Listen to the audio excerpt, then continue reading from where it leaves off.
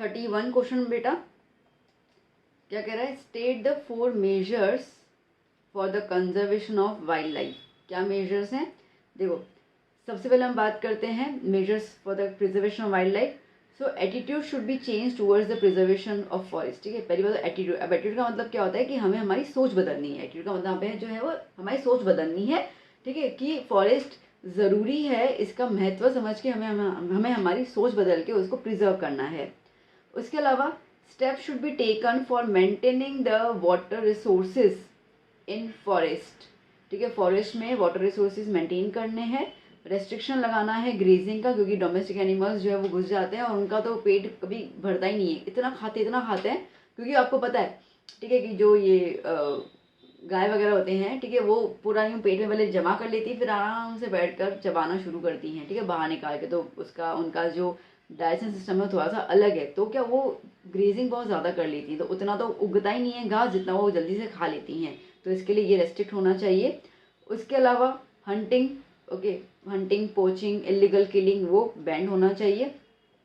Programmes ऐसे arrange कर लो कि जो लाइक सोसाइटी में आप अवेयरनेस फैलाओ और ये बताओ कि भैया फॉरेस्ट जो है वो हमारी ज़िंदगी है, अगर फॉरेस्ट चला जाएगा तो सीधी सी बात है हमारे पास कुछ रहेगा नहीं। ठीक है, तो फॉरेस्ट को बचाना बहुत ज़्यादा ज़रूरी है, बिकॉज सारे रॉ मटेरियल से मिलते हैं फॉरेस्ट से ही ना हम लोगों को।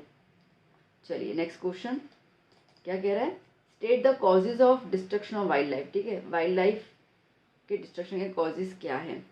तो देखो सबसे पहले तो यही है कि हमारा इंटरफेरेंस। ठीक है, ह्यूमन बींग्स का इंटरफेरेंस जहाँ पे भी होता है वहाँ पे डिस्ट्रक्शन आ जाता है।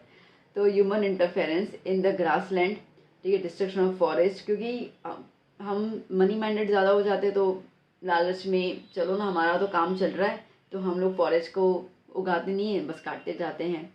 एनिमल्स को हंट करना, okay, over exploitation of forest, तो ये सब चीज़ें जो है वो हम लोग बहुत ज़्यादा करते हैं। हद से ज़्यादा कभी कोई चीज़ करो तो वो हानिकारक होती है, तो इसके लिए जो वाइल्ड लाइफ है पूरे बेचारे डिस्ट्रॉय हो रहे हैं, क्योंकि हम उनसे उनका घर छीन रहे हैं। ठीक है, forest land are being encroached for the, forest land जो है उसको यूज़ किया जाता है फॉर द ग्रास, जिसमें मैंने कहा ग्रीजिंग के लिए, फ्यूल के लिए वुड यूज़ करेंगे। ठीक है, तो इन सब के लिए यूज़ करते हैं। तो अब फॉरेस्ट को ग्रो होने में, डिफॉरेस्टेशन में टाइम लगता है, और हम उसका लाइक डिमांड बहुत ज़्यादा है, सप्लाई बहुत कम आ रही है वहाँ से। ठीक है, तो इसके लिए वाइल्ड लाइफ जो है वो डिस्ट्रक्शन हो जाती है, क्योंकि हम बहुत ज़्यादा फॉरेस्ट का यूज़ कर रहे हैं। फॉरेस्ट है एनिमल्स का घर, और एनिमल्स बेचारों से हम उनका घर छीन रहे हैं। हमारे खुद की नीड तो नहीं बोलेंगे हम लोग। ठीक है, basically humans wants are unlimited इसके लिए। ठीक है, next state 4 measures for the conservation of forest. ठीक है, फॉरेस्ट को कंजर्व करने के लिए क्या आप स्टेप उठा सकते हैं, कोई विचार लिखिए। तो देखो इंडस्ट्रीज को रॉ मटेरियल रिसीव होता है, कोई बात नहीं, कह रहे हैं कर लो। Should be compelled for the afforestation, मतलब कि अगर आप एक ट्री काट रहे हो ना, तो जहाँ पे आप काट रहे हो उसकी जगह पे दूसरा ट्री उगाओ। ठीक है, वैसे तो यूँ कहते हैं कि एक ट्री काट रहे हो तो इसके बदले 5 उगाओ, क्योंकि उगने में 17 साल, 10 से 17 साल लगता है एक ट्री को मैच्योर होने में, और काटने में हमको लगेंगे 17 दिन। ठीक है, तो इसके लिए वो चीज़ है। पब्लिक अवेयरनेस, ठीक है, जो स्पेशली जो लोकल पीपल है, ठीक है, उनके लिए ऐसे कुछ प्रोग्राम अरेंज करो, उनको भी अवेयर करना है। सोशल फॉरेस्ट्री और एग्रो फॉरेस्ट्री जो है वो डेवलप करो, सो दैट एग्रीकल्चर के लिए कितना यूज़ चाहिए, इंडस्ट्री के लिए कितना रॉ मटेरियल चाहिए, वो सब एक कैलकुलेटेड वे में यूटिलाइज कर सकते हैं। एक अल्टरनेटिव ऑप्शन भी आप यूज़ कर लो for the energy, like wood है ना, तो वुड के लिए अपन प्लांट काटते हैं, अब ऐसा कोई सोर्स यूज़ कर लो जिसमें वुड की ज़रूरत ना पड़े, स्पेशली फॉर द फ्यूल। ठीक है, तो वो अपन काम कर सकते हैं। उसके बाद pollution in the forest should be controlled, वो तो कंट्रोल होना ही चाहिए। And an area should be demarcated और reserve for the animal pest. ठीक है, कुछ एरिया जो है वो वाइल्ड लाइफ एनिमल्स के लिए सिक्योर होनी चाहिए। ओके, वहाँ पे रेस्ट्रिक्शन होना चाहिए, कोई भी लोकल पीपल, कोई भी लोग वहाँ पे जा नहीं सकते, उनको परेशान नहीं कर सकते हैं। Next, what is national park. National park क्या होता है, देखो बच्चा, national park is a forest area if needed be surrounded areas as notified by the government. ठीक है, तो एक्चुअली ये फॉरेस्ट एरिया जो होता है वो नेशनल पार्क ही होता है, बट ये गवर्नमेंट के थ्रू पूरा का पूरा फेंसिंग किया जाता है for the protection of the wild life, मतलब फ्लोरा एंड फाना, प्लांट्स और एनिमल्स के लिए प्रोटेक्शन के लिए पूरा गवर्नमेंट उस पर फेंसिंग कर देती है। नेशनल पार्क्स के अंदर ह्यूमन एक्टिविटीज़ अलाउ नहीं है। In this regard it is more protected, देखा जाए तो ये बहुत ज़्यादा प्रोटेक्टेड जोन है compare to the sanctuary. Sanctuary में तो फिर भी जा सकते हैं, इसमें नहीं जा सकते हैं। सेंचुरी की तरह, ठीक है, यहाँ पर सेंचुरी में कोई भी एक स्पीशीज़ होती है, जैसे गिर सेंचुरी की बात करें तो उसमें एक ही है ना स्पीशीज़, एशियाटिक लायंस, ठीक है। बट इसके अंदर बहुत सारी स्पीशीज़ एक साथ रहती है, प्लांट्स की भी, एनिमल्स की भी, मच्छरों की भी, सब। तो ये एक तरीके का देखा जाए ना बेटा, तो ये एक तरीके का इकोसिस्टम बनाने की कोशिश करते हैं हम लोग, ठीक है। There is a complete band of obviously animal grazing तो पॉसिबल ही नहीं है यहाँ पर। अभी कहाँ कहाँ पे स्टेब्लिश्ड है, तो आपको 2-3 नाम लर्न कर लेने, Kaziranga, Corbett, Velavadar marine national park, Gir, Dachigam etcetera, ठीक है। नेक्स्ट क्या है, information about tiger, project tiger as estimated there were more than 40,000 tigers, ठीक है। 20वीं सेंचुरी के स्टार्टिंग में 40,000 से ज़्यादा टाइगर्स थे। पर फिर टाइम बीतता गया, किसी ने ज़्यादा ध्यान दिया नहीं, कोई स्ट्रिक्ट लॉज नहीं बनाए गए थे टाइगर्स को हंट करने के लिए, तो टाइगर्स को शिकार करने के लिए लोग निकल जाते थे।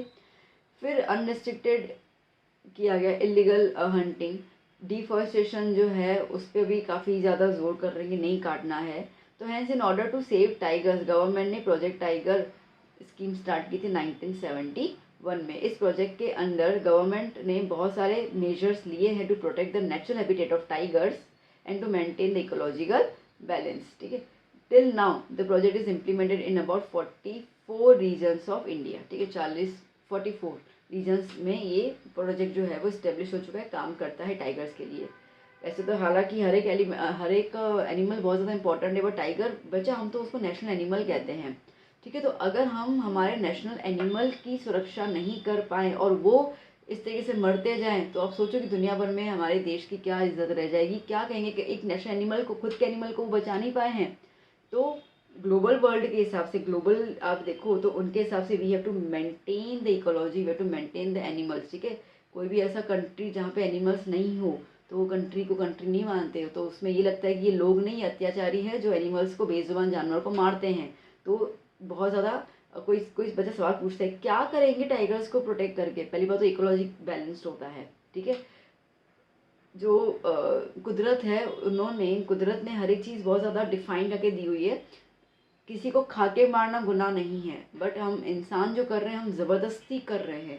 पहले भी तो इंसान होते थे, ठीक है, वो शिकार करते थे तो जो सामने शिकार था उसको भागने का मौका था, है ना, वो भाग के अपनी जान बचा सकता था। अभी भी, आज भी तो अफ्रीका के जंगल और इन सब में आदिवासी वो रहते हैं ना, ट्राइब्स, तो वो कैसे खाते हैं, वो शिकार करते हैं, ठीक है, वो शिकार करते हैं, वो खाते हैं उनको। बट शायद कई बार एक एक हफ्ता निकल जाता है, उनके हाथ में एक शिकार नहीं लगता, वो भूखे मरते हैं, और कई बार लग जाते हैं तो खा लेते हैं। सेम चीज़ है other animals also, we are the animals, they are also animals. तो एक भागने और पकड़ने का एक सिस्टम बिल्कुल कुदरत ने बनाया है। हम क्या कर रहे हैं, एज अ सिविलाइज पीपल हम उनको पिंजरे में बंद कर रहे हैं, उनको भागने का कोई मौका नहीं देते, और हम उनके ऊपर अत्याचार करते हैं, और हम उनको बहुत ज़्यादा तादाद में मार रहे हैं। ये चीज़ जो है वो रोकनी चाहिए, ठीक है। ये एक्चुअली है, और इसकी वजह से ही जो ऐसे प्रोजेक्ट्स जो है गवर्नमेंट बना रही हैं। रेस्ट हमारा जो ग्रीडी नेचर है ह्यूमन बींग्स का, ठीक है, ये नेचर की वजह से हम इनकी तादाद को ख़त्म कर रहे हैं। इनकी स्किन मिलेगी, इनके दांत मिलेंगे, ठीक है, इनके फर्स मिलेंगे, और इनसे लाखों रुपए, नहीं लाखों नहीं, करोड़ों रुपए कमाते हैं लोग, ठीक है, बट इट्स इलीगल। चलिए नेक्स्ट बात करते हैं हम लोग एलिफेंट प्रोजेक्ट की। अभी ये एलिफेंट प्रोजेक्ट एक्चुअली केरला में बहुत बहुत ज़्यादा यूज किया गया है, ओके, क्योंकि एलिफेंट में ये 1992 में स्टार्ट हुआ था। एलिफेंट की पोचिंग शुरू कर दी गई थी केरला के अंदर, ठीक है। एलिफेंट का आपको पता है दांत, हस्क, ठीक है, तो आइवरी, तो वो इतनी डिमांड में, मतलब कि गोल्ड, सिल्वर, डायमंड, उसका इतना ज़्यादा वैल्यू नहीं है जितना उसका वैल्यू है। तो वो लालच में जो लोकल पीपल्स हैं, उन्होंने फॉरेन जो लोग होंगे, जो इंडस्ट्री होते हैं, उनको साथ देने के लिए उन्होंने उनको अपने हाथियों को गोली मार के उनसे पूरा वो जो हाथी के दांत होते हैं वो निकाल के उनको बेच रहे हैं। तो ये इस तरीके से एनिमल्स जो एलिफेंट है उसकी तादाद बहुत कम हो गई थी केरला के अंदर। तब जाके 1992 में इसको इस्टेब्लिश किया गया। अगेन आप इसका मेन एम तो समझ सकते हैं, टू प्रोटेक्ट एलिफेंट्स, सीधी सी बात है, ठीक है। Due to the constant effort by the government today number of elephants जो है वो इंक्रीज हो रहे हैं Today there are about 26 protection zones for elephants. Over and above protecting elephants of the project forest, also work for the protection and the proper care of the domesticated elephants. अब elephants दो type के यहाँ पे हैं, एक तो forest में रहने वाले बिंदास, ठीक है, दूसरे जो है वो डोमेस्टिकेटेड, मतलब कि जो लोगों के साथ रहते हैं, जैसे हम गाय भैंस पालते हैं वहाँ पे वो लोग एलिफेंट पालते हैं क्योंकि वो उनका काम है, ठीक है। तो उनके लिए भी बहुत ज़्यादा रूल्स बनाए गए हैं, बिकॉज आप एक बहुत जायंट एनिमल को अपने घर पे रख रहे हो तो उसकी देखभाल भी वैसे ही करनी होगी, तो इन सब के लिए प्रोजेक्ट्स बनाए गए थे। Next, what is a multipurpose project? Multipurpose project क्या होता है और उसके ऑब्जेक्टिव्स क्या हैं? देखो, मल्टीपर्पज़ प्रोजेक्ट मतलब क्या होता है ना कि एक चीज़ को काफ़ी तरीके से यूज़ करने का जो प्रोसेस होता है उसको हम कहते हैं multipurpose project. So a project utilise specially water के लिए किया गया था, to utilise water resources for various purposes, जैसे कि इरिगेशन के लिए भी यूज़ कर रहे हो, हाइड्रो पावर के लिए भी यूज़ कर रहे हो, ड्रिंकिंग के लिए भी यूज़ हो रहा है, इंडस्ट्रीज़ के लिए भी यूज़ हो रहा है, फ्लड कंट्रोल के भी यूज़ हो रहा है। तो आप समझ रहे हो कितना ज़्यादा यूजेज है इसके लिए। तो पानी का जब इतनी जगह पे यूज़ होता है उसको हम कहते हैं मल्टीपर्पज़ प्रोजेक्ट। आपको पता है कि इसका मेन ऑब्जेक्टिव क्या है? तो सीधी सी बात है, इंडिया के अंदर देखो बहुत सारी नदियाँ हैं, we are blessed with the rivers, ठीक है, बहुत सारी लार्ज भी हैं तो स्मॉल रिवर्स भी हैं। तो मल्टीपर्पज़ प्रोजेक्ट इंडिया के अंदर हेल्प करेगा to solve the problems associate with the river valleys, ठीक है, पानी की जो प्रॉब्लम आती है उसको सॉर्ट आउट करने के लिए होता है। अभी प्रॉब्लम के अंदर क्या हो गया, फ्लड कंट्रोल भी आ जाएगा, तो सॉइल इरोजन का प्रिवेंशन भी आ जाएगा, पानी पीने के लिए भी मिलेगा और इरिगेशन के लिए भी मिलेगा, इंडस्ट्रीज़ के लिए भी मिलेगा, ठीक है, इलेक्ट्रिसिटी को जनरेट करने के लिए भी मिलेगा, ट्रांसपोर्टेशन के लिए भी पानी ज़रूरी है, नदी उसके समुद्र के थ्रू जाते हैं, वाइल्ड लाइफ के लिए भी ज़रूरी है, तो फॉरेस्ट फिशरीज़ के लिए भी ज़रूरी है। तो इतनी सारी प्रॉब्लम्स को जो सॉल्व करने के लिए जो सॉल्यूशन चाहिए वो हम लोग मल्टीपर्पज़ प्रोजेक्ट्स के द्वारा सॉल्व करने की कोशिश करते हैं, ठीक है। तो ये उसका मेन उद्देश्य है। नेक्स्ट क्वेश्चन क्या कह रहा है ये बताइए। The problem of water crisis in India will become more serious day by day, ठीक है। अब प्रॉब्लम, पानी की समस्या जो है वो दिन ब दिन बढ़ती जा रही है, तो इसको एक्सप्लेन करो। देखो, in the efforts to obtain water by the living organisms of biosphere through natural और manmade resources, hindrance are created and the problem of water shortage arises, इसको हम कहते हैं वाटर क्राइसिस। क्या है वो? कह रहा है कि लिविंग ऑर्गेनिजम्स के लिए पानी देना, बायोस्फीयर को मेंटेन करना, for the natural and manmade resources, ठीक है, एक प्रॉब्लम क्रिएट हो रही है जहाँ पे पानी की समस्या आ रही है। तो ये पानी की शॉर्टेज की वजह से एनिमल्स को, फॉरेस्ट को, डोमेस्टिक ह्यूमन बींग सबको पानी नहीं पहुंचा पा रहे हैं, तो इसको हम कहते हैं वाटर क्राइसिस, ठीक है, इसको हम कहते हैं वाटर क्राइसिस। अब इसका देखो बहुत सिंपल सी बात है कि तो population is the main obstacle, ठीक है। तो कॉन्स्टेंट राइज इन पॉपुलेशन, फिर पॉपुलेशन ज़्यादा है तो फूड का भी तो ग्रोथ का डिमांड बढ़ेगा, तो उसके लिए भी तो पानी ज़्यादा चाहिए, ठीक है। उसके अलावा फिर हम डेवलप भी करना है हम लोगों को, तो अर्बनाइजेशन भी बनेगा, हम लोगों की लाइफस्टाइल बदलती जा रही है, तो इन सब के लिए पानी का यूज़ बहुत होने लगा है, एंड दैट्स वाई पानी की समस्या इंडिया के अंदर बढ़ती जा रही है। स्पेशली अगर हम देखें तो आपको ये पानी की समस्या जो है वो कहाँ दिखेगी? वेस्टर्न राजस्थान में और सदर्न पेनिनसुला प्लेट्यू में आपको ये प्रॉब्लम बहुत दिखने को मिलेगी। About 8% of the Indian towns, ठीक है, वो ये शॉर्टेज जो है वो फेस करते हैं। 50% ऑफ आवर विलेजेस स्टिल, ठीक है, अभी तो उनको अभी भी ना उनको प्योर ड्रिंकिंग वाटर तो मिलता ही नहीं है। 50% ऐसे विलेजेस है जिनको पानी नहीं मिल रहा है पीने का। Same is the case for the water crisis in irrigation, irrigation के लिए भी पानी नहीं मिलता है तो क्रॉप्स सड़ जाते हैं बेचारे, तो हम लोगों को फिर फूड शॉर्टेज हो जाता है, मतलब हर तरीके से प्रॉब्लम हो जाती है, ठीक है।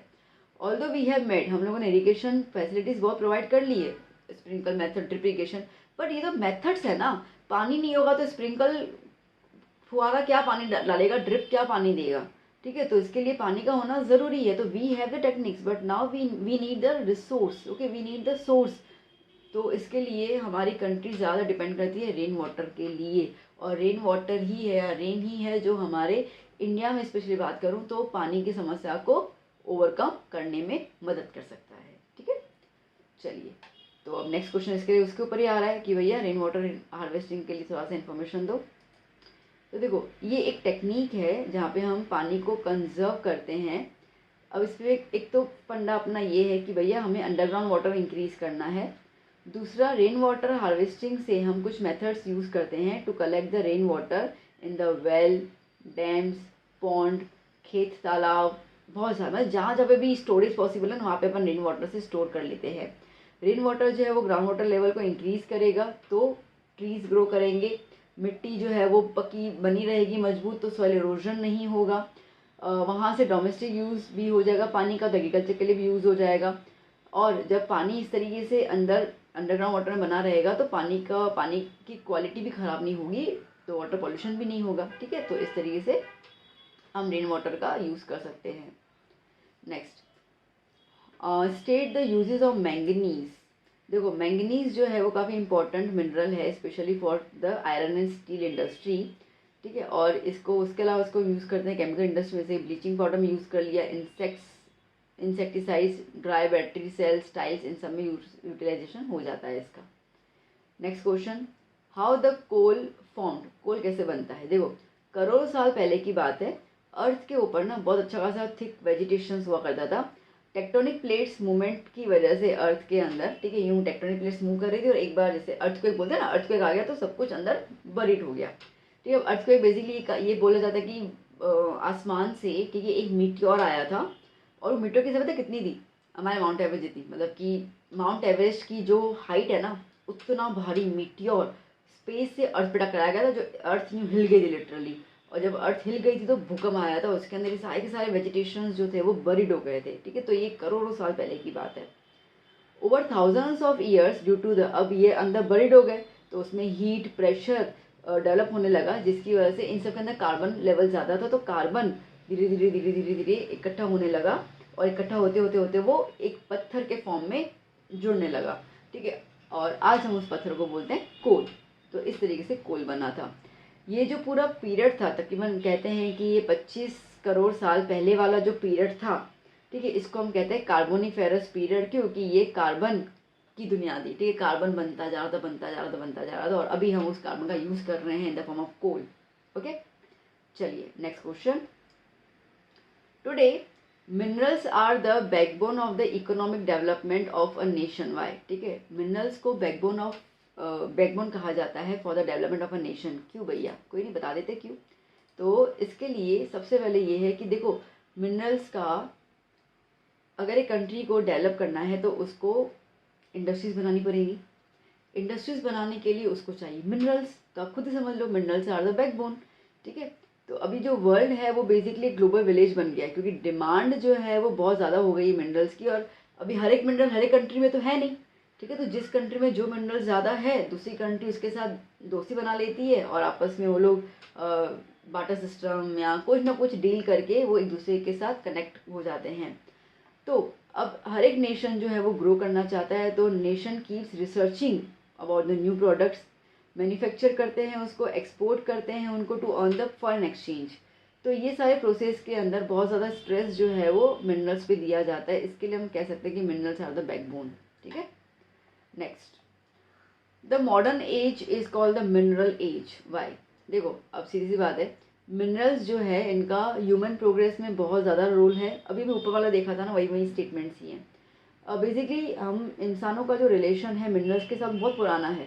ठीक है, बहुत पुराना है। अगर आप देखो, आपने हिस्ट्री तो की है, आपको पता है कि मेटल के यूटेंसिल का बनाए जाते थे, ठीक है, पुराने टाइम में। तो इसमें हड़प्पन सिविलाइजेशन के अंदर, तो बेसिकली आप समझ सकते हैं कितना पुराना रिश्ता है मिनरल्स का इंसानों के साथ। और इसके लिए मिनरल्स को कहते हैं backbone of the development of any nation. US और रशिया, ठीक है, ये powerful, they become the world powers proper, जहाँ पे इन्होंने मिनरल्स का बहुत प्रॉपर यूज़ किया है। These countries are rich in variety of minerals, और इसके लिए हम लोग कह सकते हैं कि मॉडर्न एज जो है वो मिनरल एज मानी जाती है। Next, give the information about the industrial pollution. देखो, अब इंडस्ट्रीज जो है ना बेटा, वो एयर वाटर को बहुत ज़्यादा तगड़े तरीके से उसको वो पॉल्यूट कर रही है। एयर जो है वो पॉल्यूट हो गया because of the harmful gases like carbon monoxide, sulphur dioxide, ये सारे के सारे गैसेस बाहर रिलीज होती है, तो हवा का जो क्वालिटी है वो ख़राब हो गया है। वैसे तो देखो, एक ना गवर्नमेंट का लॉ है कि भाई इतना ही अमाउंट आपका टॉक्सिक बाहर हवा में जाना चाहिए, बट कोई भी फैक्ट्रीज इंडस्ट्री फॉलो करती है नहीं। ठीक है, तो वो जो भी कानून है उसको तोड़ देते हैं और इंडस्ट्रियल वेस्ट जो है वो रिलीज़ करते हैं पानी में भी और हवा में भी, ठीक है। तो जिसकी वजह से पानी भी बहुत ज़्यादा पॉल्यूट हो चुका है। द साउंड ऑफ मशीन जो है वो नॉइज़ पोल्यूशन क्रिएट करती है। इसके लिए जो बेचारे आसपास के अगर कोई एरिया है तो वहाँ के लोगों में डेफनेस देखने को मिली है, मतलब बहरे हो जाते हैं। और machineries and the worn out machinery industries, ठीक है, जिसकी वजह से लाइक ट्रांसपोर्टेशन भी एक तरीके का नॉइज़ पोल्यूशन कॉज करता ही है, वो तो है ही ना।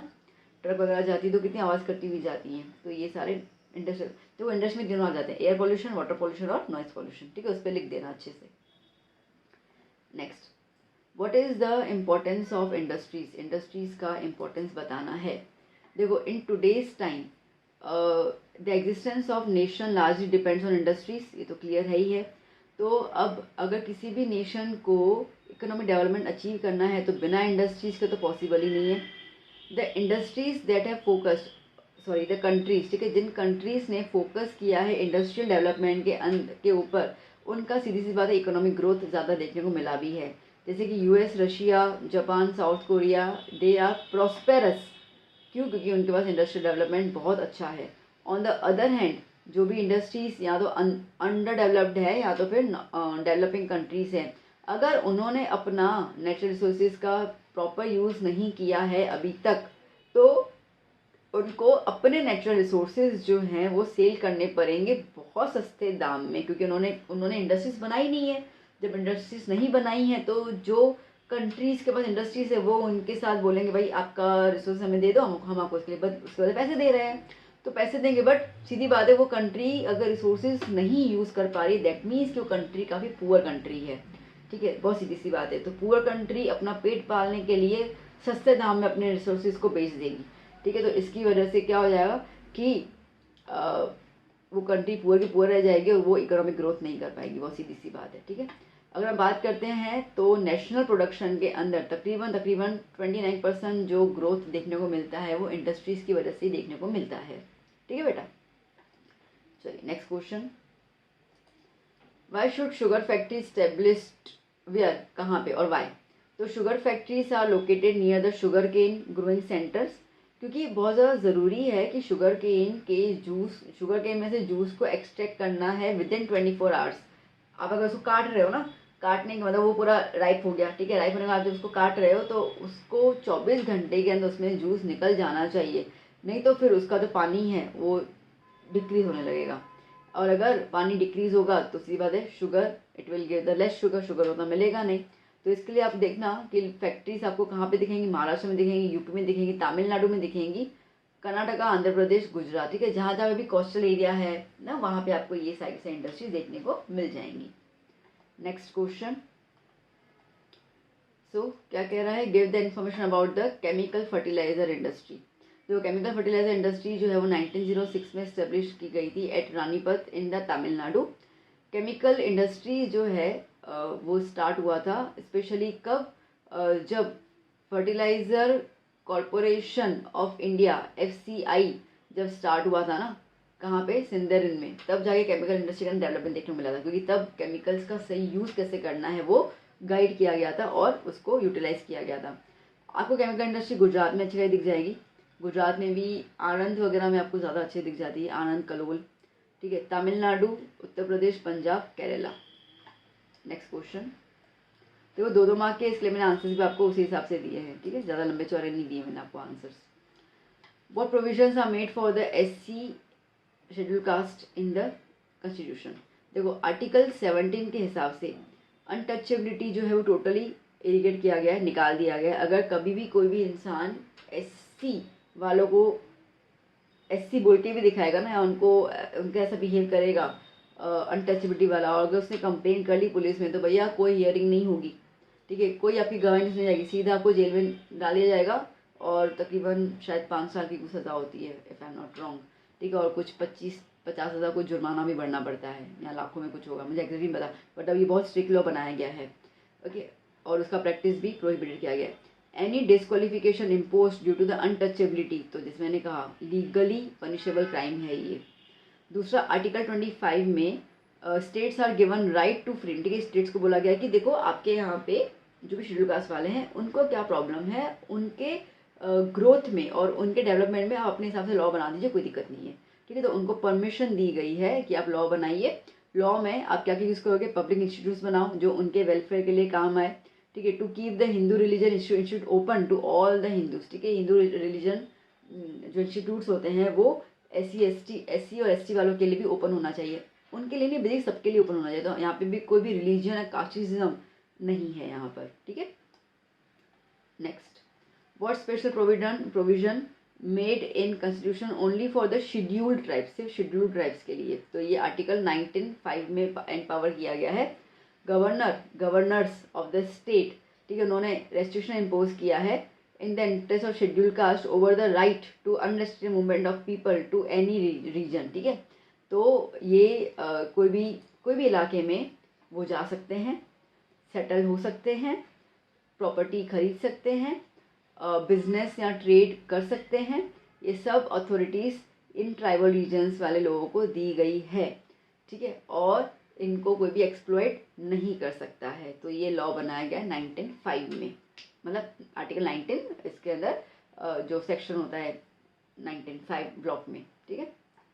Next, who are schedule caste and schedule tribes. तो ये होते कौन है, देखो अभी एग्जैक्टली डेफिनेशन है बेटा कभी भी दिया हुआ नहीं है किसी भी किताब के अंदर, बट ये है कि जिन लोगों की लिस्टिंग आर्टिकल 341 के अंडर होती है तो उस कास्ट को हम लोग कहेंगे शेड्यूल्ड कास्ट, और वो कास्ट जिसकी लिस्टिंग आर्टिकल 342 में हुई है उसको हम कहेंगे शेड्यूल्ड ट्राइब्स, ठीक है। Next question 51, distinguish between the rebellion and terrorism. ये क्वेश्चन पूछा गया था काफ़ी बार, मैंने लिखना भूल गई यहाँ पर। टेररिज्म एक ग्लोबल प्रॉब्लम है, जबकि रिबेलियन मतलब बगावत करना, ठीक है। बगावत जो है वो कंट्री के लोग ही करते हैं, कंट्री में रहकर। कोई भी उनको कानून वानून पसंद नहीं आता ना, तो जैसे अभी अगर मैं आपको बोलूँ तो जो फार्मर्स हैं पंजाब में, जो फार्मर्स हैं वो रिबेलियन है ना, वो रिबेल कर रहे हैं, गवर्नमेंट के साथ उनका कुछ नहीं जम रहा है ना पैसों को लेकर और अपने क्रॉप्स को लेकर। तो वो क्या कर रहे हैं, आंदोलन कर रहे हैं या रैलियाँ लगा रहे हैं या कोई ना कोई अनशन पे बैठ जा रहे हैं, तो ये इसको रिबेलियन कहते हैं। मतलब तो वो किसी भी एक स्टेट एक एरिया के लोग जो है वो कर लेते हैं, ठीक है। ये बेसिकली टेररिज्म पूरे वर्ल्ड में होता है और it is against the own government, ठीक है, गवर्नमेंट के अगेंस्ट रहता है। It is inspired by the religion. अब टेररिज्म जो है ना इसके अंदर कम्युनिज्म बहुत कूट के डाल देते हैं, ठीक है। स्पेशली जिस कंट्री में कम्युनल प्रॉब्लम होती है उनमें तो ये लोग उसी का फ़ायदा उठाते हैं। जबकि रिबेलियन के अंदर ये क्या होता है, लोकल ट्राइब, जैसे मैंने कहा अभी फार्मर्स की बात कर रही हूँ मैं, तो फार्मर्स ही कर रहे हैं और कोई कुछ नहीं कर रहा, ठीक है। तो वो उनके द्वारा किया जाता है। इनको लीगल सपोर्ट मिलता भी है, नहीं भी मिलता है, लोकल सपोर्ट, ठीक है, मिल भी सकता है। यहाँ पे इनको सपोर्ट लोकलाइट से मिल जाता है। तो आज लोकलाइट से मिल रहा है, आज एक फार्मर को चीज़ बुरी लगी 10 फार्मर्स के साथ में आ गए, ठीक है। अच्छा, अगर हम और बात करते हैं तो गांधी जी के टाइम पे उन्होंने वो दांडी मार्च किया था, ठीक है। तो तब वो ब्रिटिश गवर्नमेंट के खिलाफ लड़ रहे थे ना, तो दैट वाज अ रिबेलियन, ठीक है। वो रिबेल कर रहे थे, तो उनके इस मुहिम में उनके साथ न जाने कितने लोग जुड़ गए, तो वो लोकल सपोर्ट होता है, ठीक है बेटा। चलिए next question. Now what should be done to remove the casteism को रिमूव करने के लिए क्या कर सकते हैं। देखो प्रोविजन बना दो, कॉन्स्टिट्यूशन ऐसा बना दो कि सोसाइटी में से ये जो सोशल इनइक्वलिटी है, ठीक है, ये सब जो है वो निकल जाए, और ऐसा काम करो कि जो लोगों के भले के लिए हो, वेलफेयर के लिए हो, डेवलपमेंट के लिए हो। It should be mention in the constitution में मेंशन भी होना चाहिए, और करना भी है that equal opportunity should be given and equal status should be given to every citizen of the country. तो अगर इस तरीके से हम करेंगे तो कास्टिज्म का जो भी प्रॉब्लम है ना, उच्च कास्ट नीच कास्ट ये कास्ट वो कास्ट सब कुछ चली जाएगी, ठीक है बेटा। चलिए next question. Explain terrorism is a global problem, ठीक है। टेररिज्म ग्लोबल प्रॉब्लम है, ये एक्सप्लेन कर लो। देखो अब जैसे हमने अभी भी डिस्कस किया कि टेररिज्म जो है वो बेसिक डिस्ट्रक्शन कॉज करता है, और वो भी बहुत गंदा वाला, ठीक है। ह्यूमन राइट्स, हमारे सारे अधिकार जो हैं वो नष्ट हो जाते हैं, खून खराबा हो जाता है, डिस्ट्रक्शन होता है, ठीक है। लोगों के अंदर डर बैठ जाता है, वायलेंस हर जगह पे देखने को मिलता है, बेचैनी लोगों के अंदर होती है, लोग सस्पिशियस हो जाते हैं। टेररिज्म हैज़ नो कनेक्शन, ठीक है। टेररिज्म का कोई भी कनेक्शन किसी रिलीजियस के साथ होता ही नहीं है, ठीक है। ये लोग तो बहाना बनाते हैं अपने काम को पूरा करने के लिए। येट, जैसे मैंने कहा ना, yet they linking the terrorism with the religion, ठीक है। रिलीजन के साथ वो टेररिज्म को लिंक करते हैं, बट ऐसा कुछ भी नहीं है। कोई भी रिलीजन जो है वो टेररिज्म को सपोर्ट नहीं करता है। Terrorism is a hindrance for the progression of the country. सीधी सी बात है, आज कहीं पे भी टेररिज्म हो रहा है, कहीं पे भी, कहीं पे समझो प्लेन हाईजैक हो गया, कहीं पे गोलाबारी हो रही थी, ताज वगैरह में भी हुआ था। तो सोचो ना आप, इतना ज़्यादा लोग मर रहे हैं, प्रॉपर्टी डिस्ट्रॉय हो रही है, करोड़ों करोड़ों रुपए बर्बाद हो जाते हैं, ठीक है। सो एक तो ये प्रॉब्लम है ही है, तो हर एक कंट्री उतने साल पीछे है। आज करोड़ रुपए कमाने में कितना टाइम लग जाता है और वो महज 1 घंटे के अंदर पूरे तहस नहस करके चले जाते हैं। तो कितना पीछे चला जाता है एक कंट्री, तो ये चीज़ रहती है। Terrorism is related to violence, और स्पेशली जो एक सिद्धांत है जियो और जीने दो, उसके तो बिल्कुल ऑपोजिट काम करता है ये, ठीक है ना। What is terrorism and which activity spread terror. देखो, टेररिज्म जो एक ऑर्गेनाइज्ड प्लान्ड एक्टिविटी होती है, वायलेंट एक्टिविटी होती है। इसके अंदर सुसाइड अटैक्स, बमबारी करना, वेपन्स को छुपाना, kidnapping, hijacking of plane, smuggling of the drugs, ये सब चीज़ें इसके अंदर आ जाती हैं, ठीक है। Next, which rebellion organisation are there in Assam. Assam में कौन से हैं? 4 हैं। ULFA united liberalisation front of Assam, UMF united minority front, NDFB national democratic front of Bodoland, और BLTF Bodoland liberation tiger force, ठीक है। ये नाम लर्न कर लेना बेटा, आर्किटेक्चर में दिए हुए हैं बहुत सारे। 56 question, state the economic effects of terrorism. क्या मैंने अभी ये डिस्कस कर भी लिया आपके साथ। तो अब टेररिज्म जो है वो हाउसेस को डिस्ट्रॉय कर लेता है, प्रॉपर्टीज डिस्ट्रॉय हो जाती हैं, जो लोग हैं फैमिली में वो किल्ड होते हैं, इंजर्ड हो जाते हैं। टेररिस्ट जो है वो नॉर्मल ट्रेड को, अब जहाँ पर भी टेररिज्म होगा ना कहीं पे भी, तो ऑब्वियसली उस टाइम के लिए तो सब दुकान बंद कर दिए जाएंगे ना, भाई बंद कर दो, घर पे चले जाओ, मतलब तुमको तुम्हारी जान को भी खतरा है। तो ट्रेड बिजनेस जो है वो बंद हो जाएंगे, तो कितना इनकम का लॉस होगा, पूरा शेयर मार्केट गिर जाता है उस कंट्री का, न जाने कितने करोड़ों का नुकसान हो जाता है उस दौरान उन कंपनीज को। ओके, मैन्युफैक्चरिंग एक्टिविटीज़ जो है वो बंद हो जाती हैं because of terrorism. Railway lines बंद हो जाएंगी, radio station, road, bridge, government office, मतलब हर एक चीज़। तो करोड़ों रुपए जो है फिर लग जाते हैं इनको रिकन्स्ट्रक्ट करने में। उसके अलावा ट्रांसपोर्टेशन एक्टिविटीज़ जो है वो बर्बाद हो जाती हैं। तो बेसिकली देखा जाए तो कहीं भी कोई सेफ्टी रहती ही नहीं है। सो ओवरऑल इफेक्ट अगर देखते हैं तो बहुत हार्मफुल होता है, specially for the economic progress and the economy, national economy development जो है वो स्लो डाउन हो जाती है। ओके, हमारी कंट्री को इसके लिए टाइम लग गया इतना, जो अभी आप देख रहे हो ग्रोथ, ठीक है, वो इसकी वजह से ही हुआ है, क्योंकि अभी हमारे यहाँ पर टेररिज्म जो है वो काफ़ी हद तक कम हो गया है पहले के मुकाबले, ठीक है। जब हम आपके उम्र के थे तो बहुत ज़्यादा टेररिज्म हम देखते रहते थे न्यूज़ में, हमारे न जाने कितनी बार तो कर्फ्यू लग जाते थे, ठीक है। तो ये सब हमने देखा है। तो वो जो माहौल होता था डर का, वो बहुत खतरनाक, ना आपको कुछ खाने को मिलेगा ना पीने को मिलेगा, कुछ नहीं, आप बस घर में चुप के बैठे रहिए, ठीक है। शाम होती तो लाइट बंद हो जानी चाहिए, कहीं पर लाइट दिखनी चाहिए, वरना कहीं से बम फेंक लेंगे वो लोग। तो ये बहुत खतरनाक चीज़ होती थी। ओके, तो even though I can't explain you this thing, आपको भी अपने बैठ पर मम्मी पापा से पूछेगा। चलिए नेक्स्ट, क्या है question. Jute is concentrated in the West Bengal. Jute industry ना ज़्यादा आपको वेस्ट बंगाल देखने को मिलेगी। क्यों? Out of the total jute production of the country, West Bengal अकेला ही, ठीक है, वेस्ट बंगाल अकेला ही 80% जूट जो है वो मैन्युफैक्चर करता है। ओके, प्योरीफाइंग जूट, मतलब जूट को प्योरीफाई करने में बहुत ज़्यादा पानी चाहिए, और इसकी वजह से जूट मिल्स आपको कहाँ पे मिलेंगी? हुगली रिवर के यहाँ पे भी पानी अच्छा खासा वहाँ पे मिल जाता है। West Bengal has several favourable factors, जैसे कि एक तो रिवर है वहाँ पे, दूसरा चीप लेबर है, ठीक है, बैंक्स एंड इंश्योरेंस कवरेज है वहाँ पे, port for the export facilities, ठीक है, तो वो भी अवेलेबल है। तो इसके लिए जूट इंडस्ट्री आपको वेस्ट बंगाल में ज़्यादा देखने को मिलेगी। तो कभी मैप में आए जूट इंडस्ट्री, वेस्ट बंगाल में करके आना। नेक्स्ट क्वेश्चन क्या कह रहा है ये हमसे, why did cotton textile establish quite well in India and what are the current challenges. देखो, एक तो चीप कॉटन, लेबर अच्छा सा मिल जाता था, और ट्रांसपोर्ट फैसिलिटी अच्छी थी, एक्सपोर्ट करने के लिए पोर्ट्स थे हमारे यहाँ पे, मार्केट फेवरेबल था। तो ये कुछ रीजंस थे जिसकी वजह से कॉटन टेक्सटाइल इंडिया में बहुत अच्छा से चलने लगा था। बट अभी ये टफ कंपटीशन फेस कर रहा है। क्यों? क्योंकि अब जो है वो हम लोग उतनी अच्छी क्वालिटी का कॉटन जो है वो नहीं प्रोड्यूस कर पा रहे हैं। मशीनें हमारी पुरानी हो चुकी है, इलेक्ट्रिक सप्लाई सही से नहीं है, आर्टिफिशियल फाइबर इतना ज़्यादा अच्छा आ गया है कि उससे कम्पीट करना कॉटन के लिए मुश्किल हो गया है। तो इसके लिए ग्लोबल ब्रांड्स के साथ compete करना भी थोड़ा सा मुश्किल हो जा रहा है। तो ये एक प्रॉब्लम देखने को मिल रही है हमारे यहाँ पे कॉटन इंडस्ट्रीज़ को। नेक्स्ट चलिए देख लेते हैं क्या है अभी। Identify I am script writer recognize us as a emotion original drama. तो ये है Bhavai. I am considered as a project of Shri Krishna river Nagarjun Sagar, है ना, वही है ना, हाँ।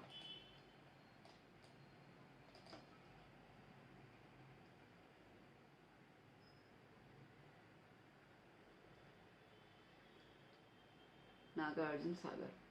आई am considered the denim city Ahmedabad. I am considered the cotton police of the cotton cloth Maharashtra and Mumbai. I am considered as the Silicon Valley of India, Bangalore या बेंगलुरु, ठीक है। चलिए last question of this session है, यहाँ पे आपका section भी पूरा कंप्लीट हो जाएगा 2 मार्क का। सो राइटर शॉर्ट नोट ऑन भवाई। क्या शॉर्ट नोट है भवाई का? तो देखो भवाई जो है एक फोक ड्रामा है in the form of western India, specially आप गुजरात में आपको देखने को मिलेगा। आर्टिस्ट ने जो ये आर्ट स्टार्ट हुआ था बेसिकली वो 700 साल पहले स्टार्ट हुआ था बाय द असेट थक्कर, और ये सोलंकी एरा में बहुत ज़्यादा प्रमोट किया गया था। It was mainly perform without using curtains, इसमें कोई कर्टन वगैरह नहीं होते हैं, ठीक है। विथ इसमें थोड़ा बहुत ह्यूमर होता है, सेंस होती हैं, ओके। म्यूज़िक वगैरह जो है वो थोड़ा सा इस पर डाला जाता है। कैरेक्टर्स जो होते हैं वो डिस्गाइज्ड फॉर्म में होते हैं, मतलब कि अपना पूरा जो रूप है वो बदल के आते हैं in the form of Ramdev, Jhanda, Jhulan, Kajora, ये कुछ नाम है उनके। These are the features of the Bhavai.